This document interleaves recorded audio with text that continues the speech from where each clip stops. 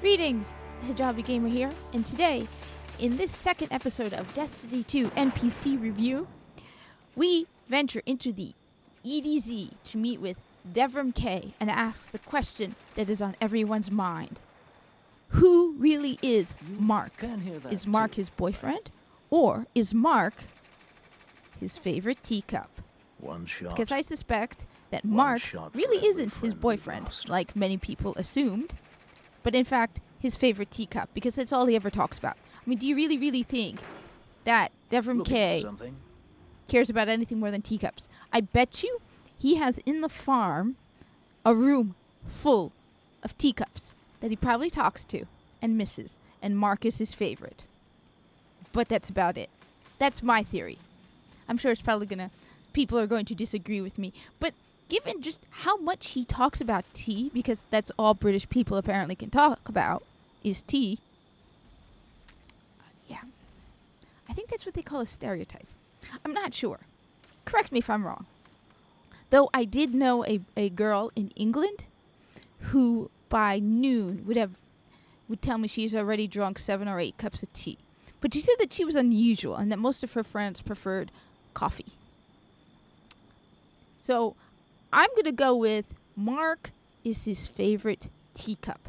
Simply because I can't see him connecting to anything other than teacups. And tea. And everything related to tea. Now, as for Devrim K, he is on the lower end of my scale of Destiny NPCs.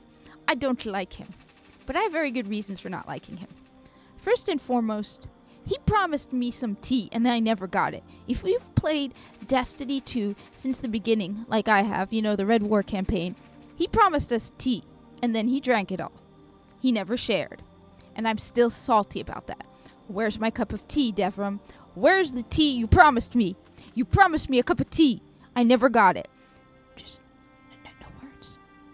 Now, one idea I had for Bungie was that they could give you a kind of like item, a boon or something. That, once a day you go to Devrim K and he gives you an item called a thermos of tea. And originally I thought it could be used to boost your experience points in the Odysee, but then I figured something better. What if he gave you a thermos of tea and for like an hour, it cut down on the thawing for stasis in Europa. So like for an hour, you'd get this bonus of, a shorter freeze when you're in stasis. But it has to be like on Europa or something, because Europa's cold and because you don't want to people taking advantage of it in the Crucible. So every day you go to Devrim K, he gives you this one item called a thermos of tea. Because I'm still waiting for my tea, Devrim. Where's my tea? You promised me tea. It's been several years, I still have not gotten my tea. The other reason I really don't care for Devrim is this dude has he killed anything? Everyone calls him this, great scout, dead zone scout. Where is it? Wait. Where it sits at the bottom. Look, it sits right there. Ever the gentleman sniper, Devrim K holds fast in the wilds of the Odysee. Really? So sometimes, just out of pure frustration, I will stand here. Now, I don't have a sniper rifle with me. I have a scout rifle. And just show him how it's done. Because this guy stands around with his fancy sniper rifle and shoots nothing. See? Look, Devrim. Look. Can you do this? This is what you're supposed to be doing, Devrim. He hasn't shot anything. Has anybody ever seen him shoot something? I mean, come on, give him at least a couple. I mean, I get it. You don't want him killing everything, but every now and then, you're standing there and something gets sniped. It'd be nice. So that's the other reason I really don't care for him. Because his aim, everyone talks about how he's a great sniper. And he hasn't hit anything. He just stands there. You suck, Devrim. This is what you're supposed to be doing. Watch the Guardian. Yeah, that's what you're supposed to do. Oh, wait, here, one more. Let's go with, which one? They're heading to another site. Please do, see? So that's what you're supposed to be doing, Devrim. But you're never doing it. I honestly, Devrim strikes me as a kind of dull character.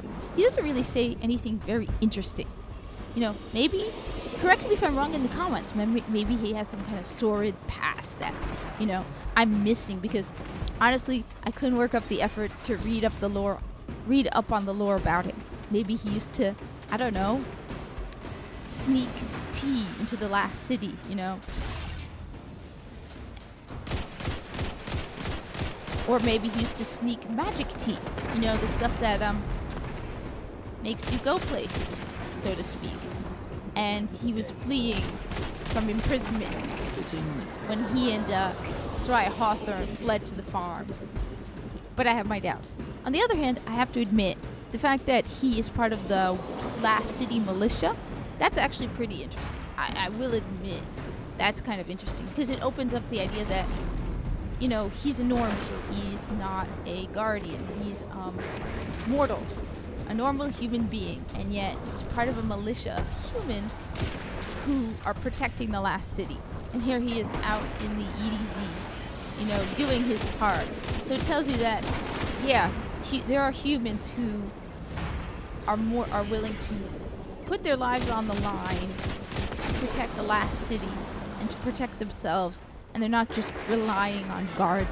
They're not like, oh well, we've got guardians, we don't need to stand up and defend ourselves.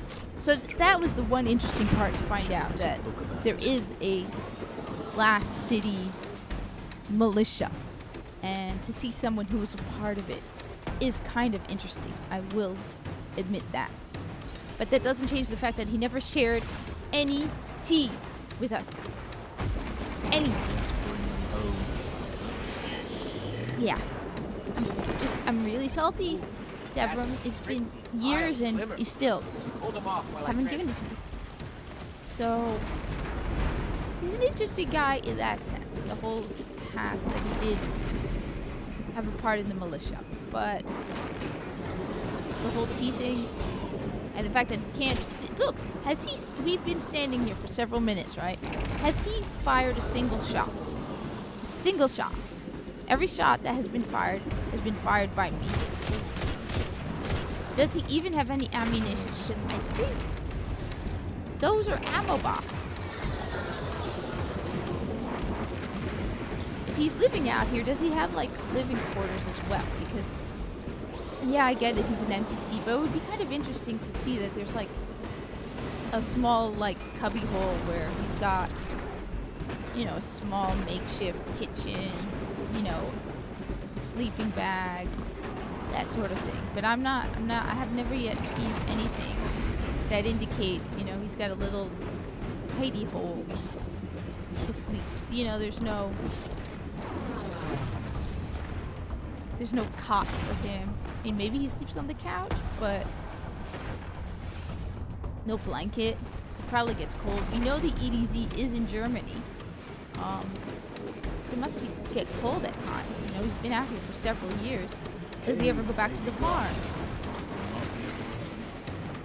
Anyway, those are my thoughts on Devrim K. Let me know what you think. Comment down below. Am I missing something? Is there some secret lore about Devrim K that I don't know about? Does he have more teacups? What are their names? Do you have any idea what he names his other teacups? Because we know he has Mark. Probably has one named after Soraya too. Just because. You better not be naming a teacup after me. There better not be a young wolf teacup. I suspect there is. Just Devrim, I'm gonna head as far away from the Odysee as possible. You're weird.